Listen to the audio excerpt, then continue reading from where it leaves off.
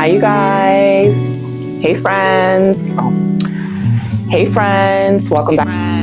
Hi, guys. Welcome back to my channel.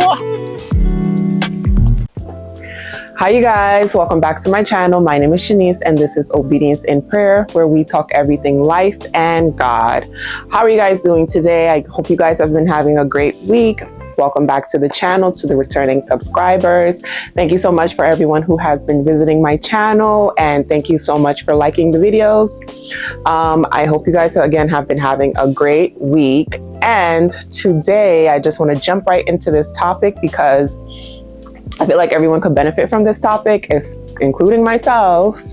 But, I think this has been on my heart for a really long time. And I was supposed to record, I believe, last week and get this out because I want to hear you guys' concerns or comments about it. Or, we're going to do a faith check today. So I wanted to know where you guys were in your walk with God and what your faith looks like right now. And again, I wanted to record last week, but I didn't get around to it. And here we are this week. Never late, always on time. So I want to have a conversation about faith today and what that might look like for you guys and how you guys have been handling your walk with the Lord. How has that been coming along for you? So today is a faith check-in. We are going to be discussing faith. Okay, so first off, I know we have so many scriptures that tell us about faith, but the main story that I want to focus on today is the story of Noah. It's so many different stories we can look at, right? And we always hear that Abraham is the father of faith, but I believe that today we are going to stay with Noah, because to be able to build an ark and to take that long of a time to build an entire ark to carry that many animals, it requires faith. So before we get into the story of Noah, I'm going to tell you guys about where I am currently with my faith. Right now, my faith is obviously being challenged. I have endured so much for the last 2 years. And honestly, it's been God's grace and mercy that has kept me, even when things didn't look the way, they could have looked. It was His grace and mercy that honestly has kept me. But right now I am in the midst of it's such a challenge when you are waiting for something because He told you or He promised it to you, but you haven't seen it come to pass. You haven't seen it in the physical yet. You have no idea. There is nothing in the physical that could tell you oh, this is what's going to happen, or it's happening right now, or it's happening tomorrow. You could literally just wake up one day and that thing can happen, right? But when it isn't happening, or it hasn't happened, or you have seen no inkling, you have seen nothing in the physical, in the natural to show you this thing is going to come to pass anytime soon, it kind of puts you in a predicament where you feel oh my God, did I hear wrong? Did God tell me something? Was I hearing God? Is it ever going to happen? Who was I listening to? It kind of puts you in that space, right? So I feel I don't feel like I heard God wrong. I don't feel like what I'm believing the Lord for, I heard Him wrong. In fact, I know I heard Him very clearly. However, I have not seen anything move. I have not seen anything move. I have seen nothing. I haven't seen a pencil move out of place. And for me, that's making me question myself a little bit, or not quite. I'm not questioning God, because He's not a man that He shall lie, nor is He the son of man that He needs to repent. So I'm not questioning Him. I'm questioning myself. And the questions I'm asking myself is, do I have the patience to endure and wait for the promise? And let's be clear, I might not have that patience, but guess what? God is testing, and He is pruning, and He's helping me build that patience, right? Testing produces perseverance, and that's what He is working on with me right now. So the promise that I'm waiting for God on has not rocked my faith to the point where I'm just I will never see it come to pass, or I will never see it in the natural. That's not where I am with the Lord. Where I am with the Lord is am I waiting well? Am I waiting well?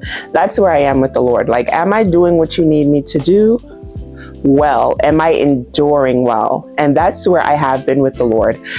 My faith is not rocked in the Lord, because guess what? He is not a man that he shall lie. And I am confident in who my Father is, because the things that he has done for me in the last 2 years has been so monumental in my life that there is nothing that can rock my faith in terms of who he is and what he has spoken over my life.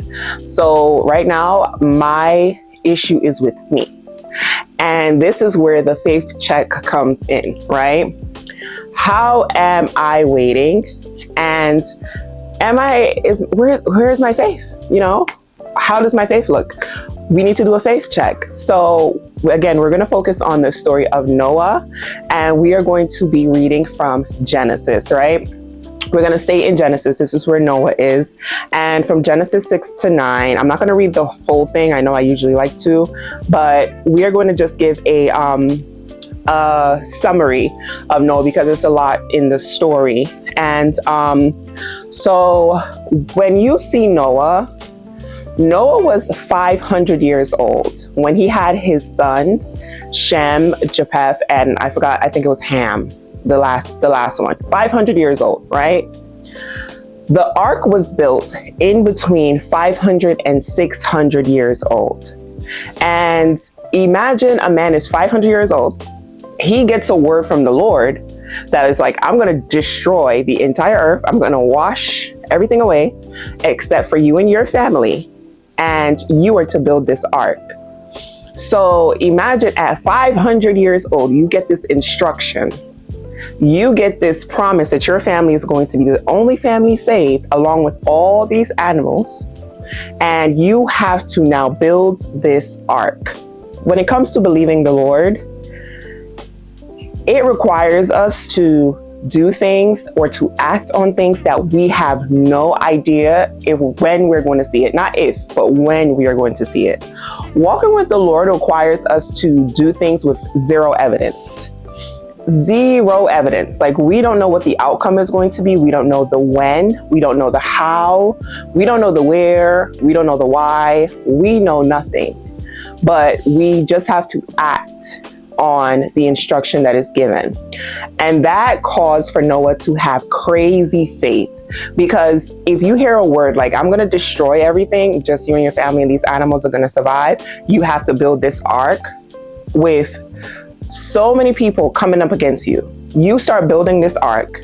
People are still drinking, living their lives, marrying, doing all these things. And they see this man building this ark. And they now have to be like,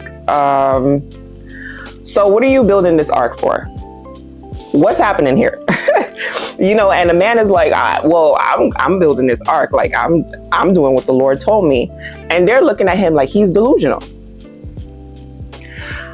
How would that make you feel, right? When the Lord has given you an instruction, he's giving you a promise, and you're holding on to it.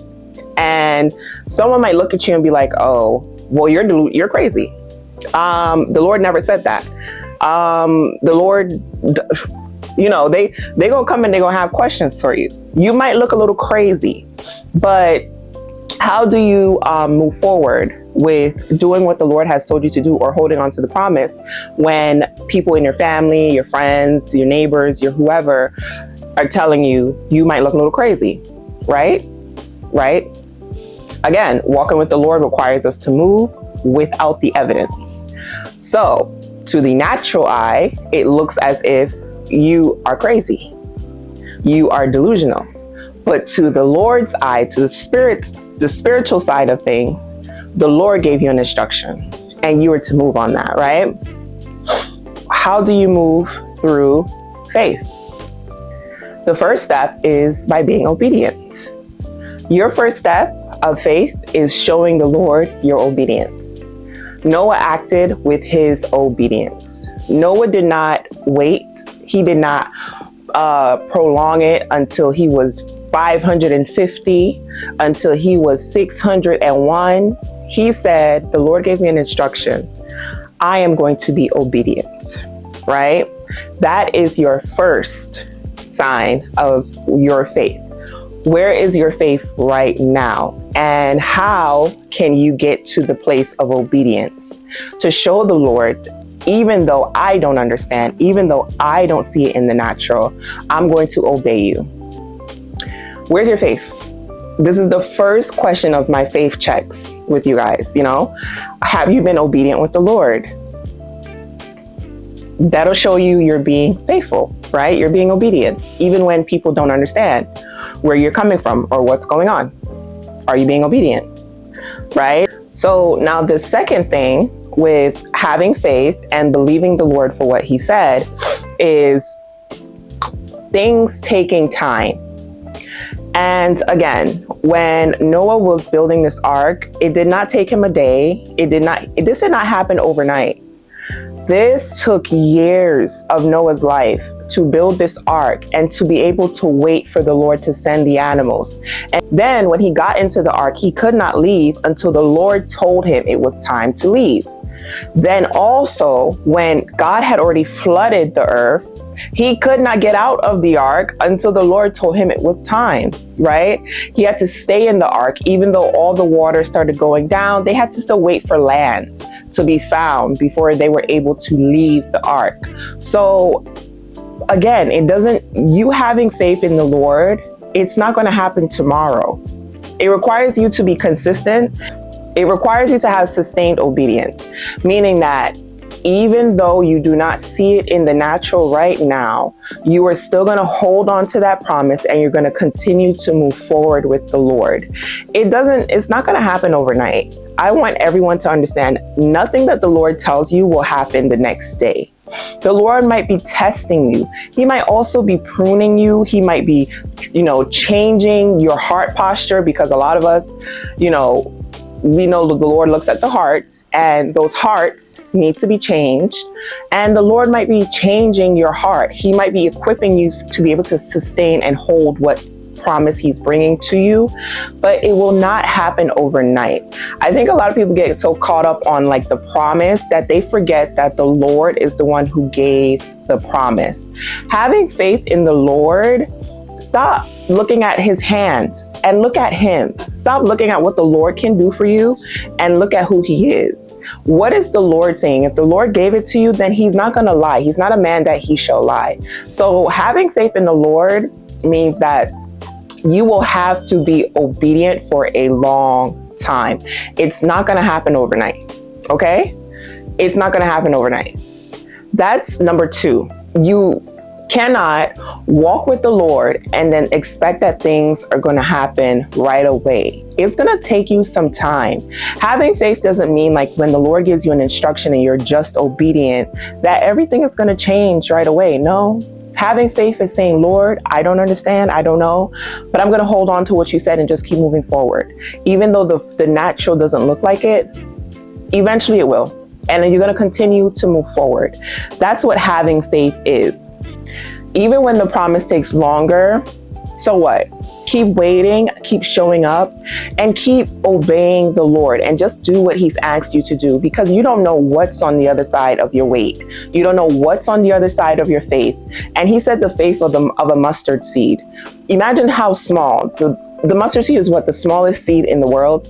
How small a mustard seed is. He said even a mustard seed faith can carry you through. So just hold on a little bit longer and stop looking to the left and to the right, and keep your eyes fixated on him. That's what I want to say too, because I feel like when I first started walking with the Lord and he gave me, a lot of these promises and stuff, and I didn't see anything happening, I didn't look saying let me go back to where I was. No. I was comfortable. I was confident in knowing that I might not know where the Lord is taking me, but I refuse to go back. And I remember talking about this in another video. I don't know where God was taking me. I have no clue. Even now, I still don't have a clue. But I am just trusting that what he has for me is better than what I left. So I'm not going to look at what anyone else has. I'm not going to keep my eyes on what anyone else is doing. It's just on who the Lord is. And he is consistent. He never changes. That should be something that makes you feel so confident in him, that he never changes. He's the same today, yesterday, and forevermore. He never changes. Knowing a father who never changes, that even if tomorrow you wake up and you change, he's not going to change, that should be such a confidence builder for you, a confidence booster in who he is. And, I'm just saying, just for me, I'm confident in the Lord because I'm like, a God who is consistent. We look for consistency in humans and we never get it. But we have a father who's consistent all the time, that he never changes my entire life. I'm going to stand behind him. Okay. That's just where I am. And number 3, what are you going to do after the Lord has brought you through? What are you going to do after? Are you going to be sitting over here like, oh, well, I don't have to serve him anymore. I don't have to do what he's called me to do. I don't have to steward well. I don't have to do anything. Or are you going to continue to praise and worship and thank him? When Noah got off of that ark, Noah didn't go out and start celebrating. When Noah got off of that ark, Noah didn't look back and start partying just because he survived. You know what Noah did? Noah came off the ark and he built an altar to the Lord after he was saved. After his family and all these animals were saved and the Lord brought him through, he built an altar back to the Lord. Why? Because he wanted to show him, it's not about you doing this thing for me. It's about serving you and who you are. And you are a good father. Noah didn't stop worshiping. He didn't stop praying. He didn't stop going to the Lord. He didn't stop seeking him. He kept going. Why? Because that's what we are supposed to do as humans. We are to keep worshiping through every transition, through every season, through every part of our lives. We are to continue worshiping the Lord because he never changes. So that is point number 3, guys. Even after the Lord has brought you through, continue to serve him, continue to worship him, continue to pray, continue to sit at his feet, because you will need him. You will need him. Don't get too, I'm Caribbean, so we'll say don't get too big for your bridges. Don't get too big for your bridges here. Okay. Like that means your bridges is this. Don't get too big for them bridges. You hear me? Don't get too big for your bridges. Or if put it in American slang, don't get too big for your shoes, for your boots, whatever you want to, however you want to say it.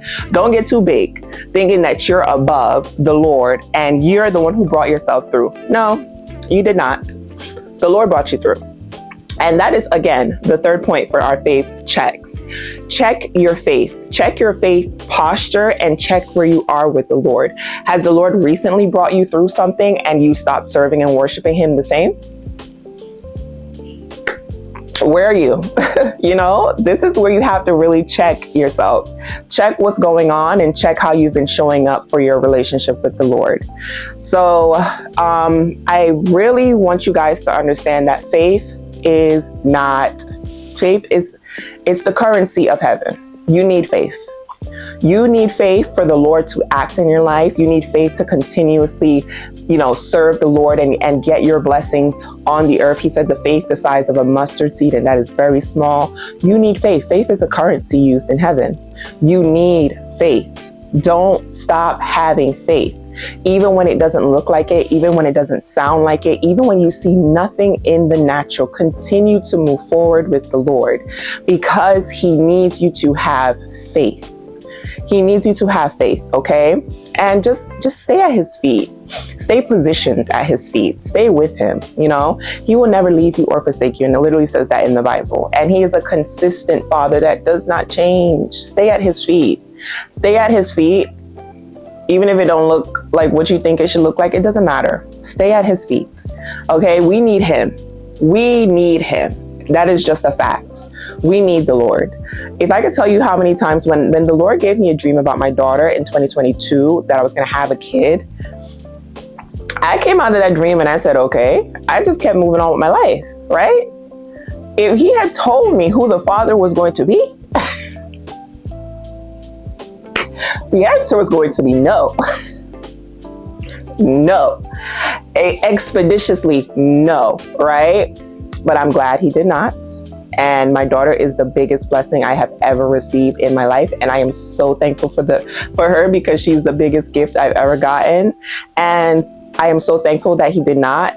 If he told me all the spiritual warfare, all the warfare I would have to go through for the last 2 years regarding, who my child's dad is, I would have told him no. But I didn't know the outcome. I didn't know what the evidence of anything was going to be. I had no evidence. I just knew that this is the dream. This is what he told me. This is what it is. And I moved forward with my life. When it happened, I was just like, okay. But I still moved forward with faith, with him. And that held me through so much. Again, I say, when I can release this testimony, you guys, your mouth is going to hit the floor. Okay. It's going to hit the ground, right down to the ground. Okay. And it's such a beautiful thing to hold on to the Lord in everything. I don't want to do anything without him. That's how confident I am in him. I don't want to do anything without the Lord. Like, I want him to be in everything. And if he's not in it, I don't want to do it.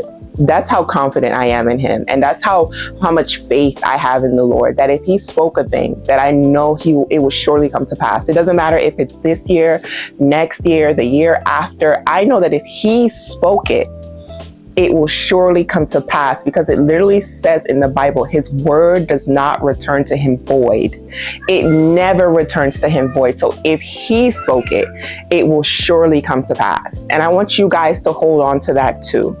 I'm going to make sure I put that specific scripture in the captions below, because it's in Isaiah. But if this video was helpful for you, you can like, comment, share, and subscribe, guys. And again, thank you again for coming back to my channel. I hope we can have more conversation and we can talk more in depth about this topic. My name is Shanice, and this is Obedience in Prayer, where we talk everything life and God. Bye, friends.